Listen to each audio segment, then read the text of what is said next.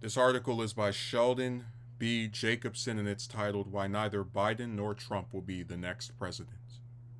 So he pulled out his crystal ball and he's already seen what's going to happen next year. We are now less than 1 year away from Election Day 2024. On the Republican side, 3 debates have already been held, featuring a diverse group of presidential hopefuls. The one person who has been absent has been the favorite in the polls, Donald Trump, declining to participate. Not surprisingly, the number of candidates has continued to dwindle, from 8 in the first debate to 7 in the second debate to 5 in the third debate. The number set for the fourth debate on December 6th currently stands at 3, with Chris Christie's campaign on life support hoping to make the stage.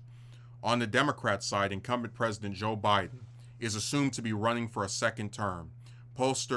Assumed he is running for, okay, whatever. Pollsters are focusing on a Biden-Trump rematch, with early polling giving Trump a slight edge in several key battleground states. In spite of such political drama, the data suggests that neither Trump nor Biden will be elected president on November 8, 2024. Here's why. The 13 keys to the White House have provided a reliable track record in forecasting who will win the presidential election. One of the keys, number 3, gives an edge to the incumbent president. This motivates the Democrats to keep Biden in the race as their candidate. The problem is that Biden is nearing 81 years of age. Putting his candidacy based on age is uncharted territory. All voters, including the majority of Democrats, are concerned with this situation. Biden's age prompted Congressman Dean Phillips of Minnesota to announce his own campaign for the nomination. Others are quietly waiting in the wings if Biden falters or steps aside, including Cory Booker of New Jersey and J.B. Pritzker of Illinois. If Phillips turns out to be viable, this will turn yet another key against Biden. Number 2. To further complicate the situation, Robert F. Kennedy Jr. has launched his own independent campaign, as has Cornel West.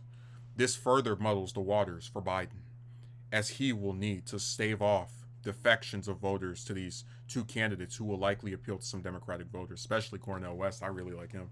Once again, the 13 keys to the White House penalize incumbents when a viable third-party candidate is in the race. Number 4, recent polls suggested that Kennedy will fuel additional headwinds into Biden gaining a second term, though some Republican voters may also be attracted to Kennedy's anti-vaccine position.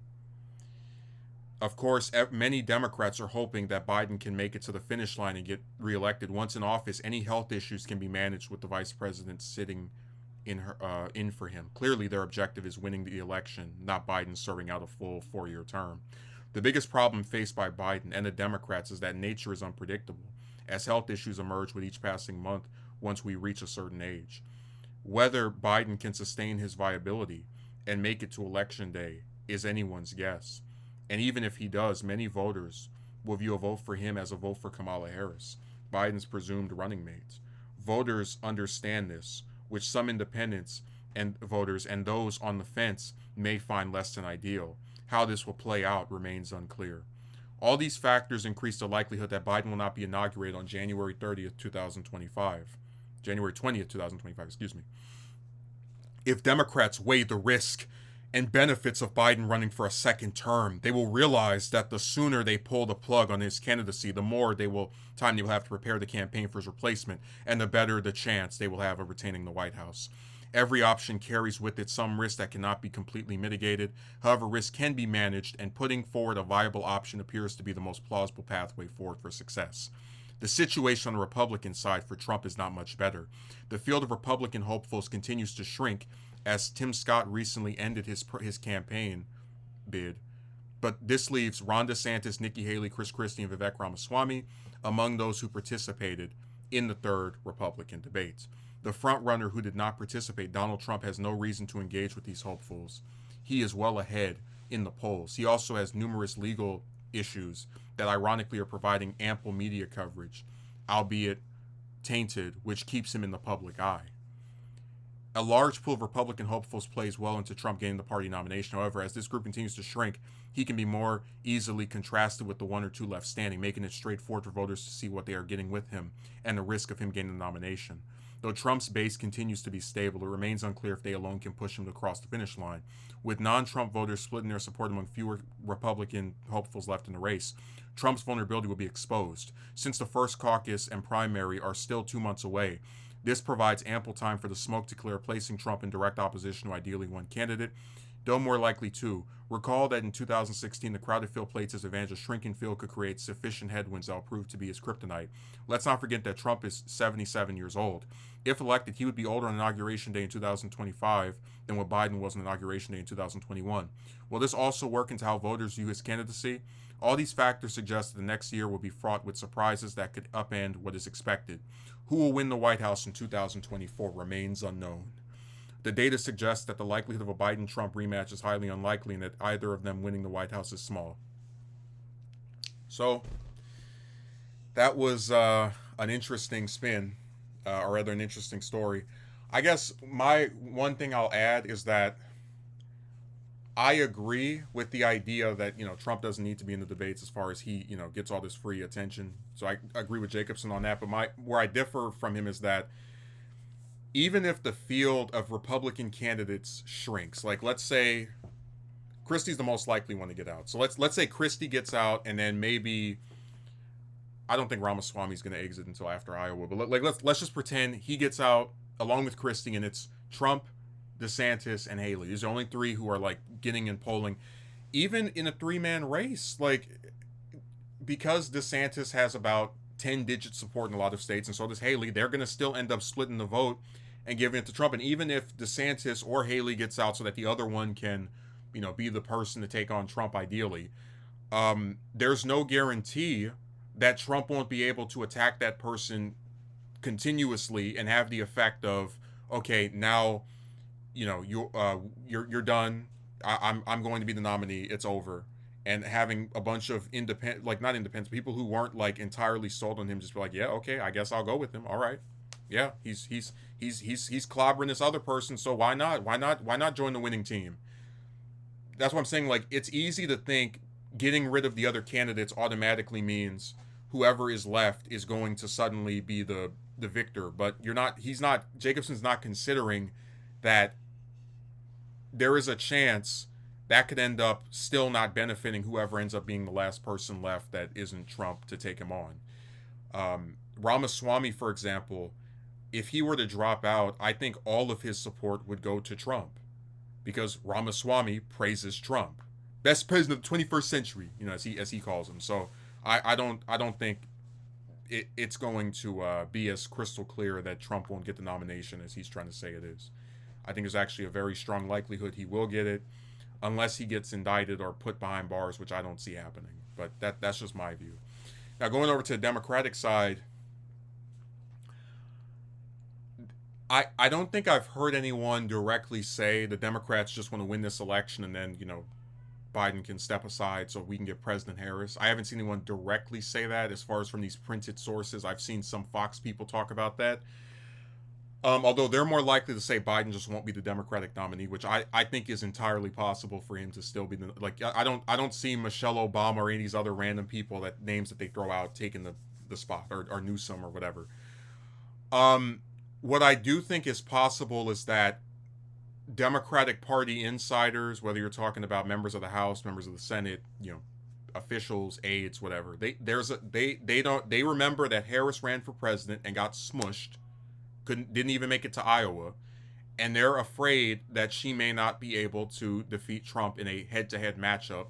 So their way of getting her to be president in the most undemocratic of manners, whatever, is to have Biden run against Trump again, or whoever the Republican is, beat them, and then after like a year, 2 years, resign, or I'm not saying I hope this happens, but like possibly end up croaking. So, those things might be what they're thinking, that they'd rather have had Biden just have one term than step aside for the much younger Harris. But because they don't think she can actually win, and I don't think they're wrong for believing that, they don't want to run the risk of her losing and then getting stuck with whoever the Republican is for several years.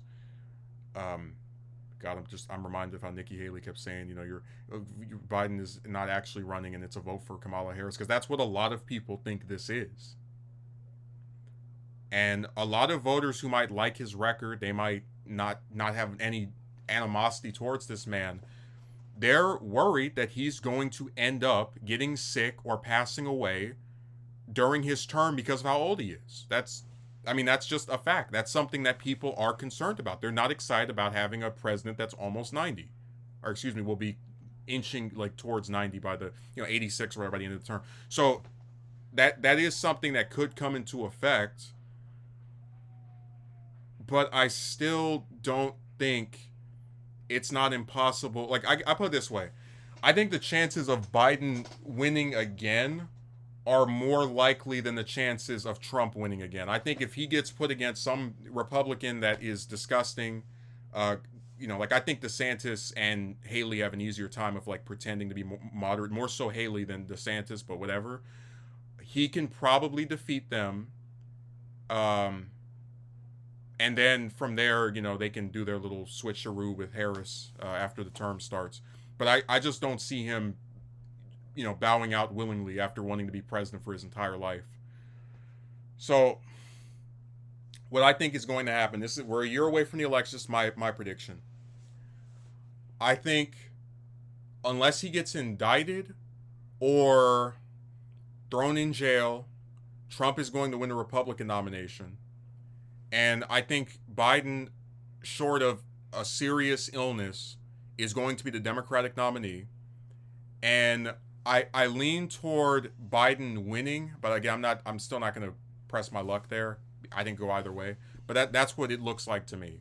I think Trump's lead is just too damn big for any one candidate to be guaranteed to defeat him, especially since, again, we're only now a few months away from the actual voting taking place, and we still have several other people in the race.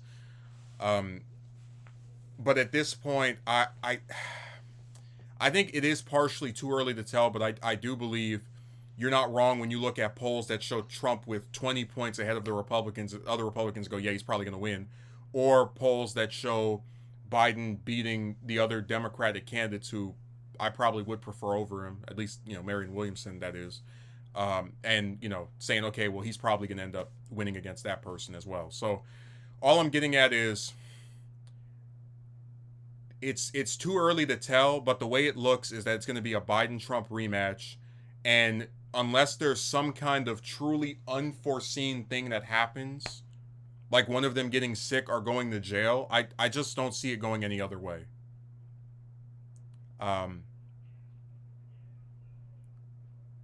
Heck, I think if Trump's not the nominee, the Republicans' chances of winning actually arguably decrease, because a lot of Trump voters they're not even like Republicans, they just like Trump. That's why they call everybody else a swamp thing. They liked Nikki Haley when she was in Trump's cabinet, but now they hate her because she's running against their dear leader, the cult. So if he's not the nominee, you might actually see a lot of Republicans stay home and say, oh, they rigged it against him, they stole it. Because remember, if when they win an election, it was fair and free. When they lose one, it was all taken and no proof, but it was taken.